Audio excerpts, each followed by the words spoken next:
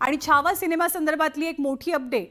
संसदेमध्ये छावा हा सिनेमा दाखवला जाणार आहे। येत्या गुरुवारी संसदेच्या ग्रंथालयामधील हॉलमध्ये या चित्रपटाचं विशेष स्क्रीनिंग केलं जाईल। पंतप्रधान नरेंद्र मोदींसह देशभरातील खासदार आणि मंत्री या विशेष स्क्रीनिंगसाठी उपस्थित असतील। तर या चित्रपटाचे दिग्दर्शक आणि कलाकार सुद्धा या विशेष स्क्रीनिंगला हजेरी लावतील। आता घरबसल्या ई-मुद्रांक प्रमाणपत्र मिळवणं शक्य होणार आहे।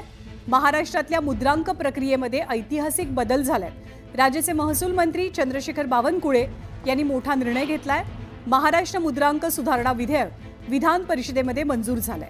त्यामुळे आता कुठेही कधीही ऑनलाईन स्टॅम्प शुल्क भरता येणार आहे आणि ई-मुद्रांक प्रमाणपत्र यामुळे त्वरित मिळण्याची सोय उपलब्ध होते। हे सर्टिफिकेट मिळवण्यासाठी कोणत्याही कार्यालयात खेटे घालण्याची किंवा प्रत्यक्षपणे जाण्याची गरजही आता नाहीये। परंतु या सगळ्यासाठी या सर्टिफिकेटसाठी 500 रुपयांचं शुल्क हे कायम ठेवण्यात आलेलं आहे। कोणताही अतिरिक्त भार नागरिकांवरती टाकण्यात आलेला नाहीये आणि स्टॅम्प पेपर विकत घेण्याचा पर्याय सुद्धा उपलब्ध असणार आहे, जरी ऑनलाईन माध्यमातून हे प्रमाणपत्र मिळणं शक्य होणार असलं तरी।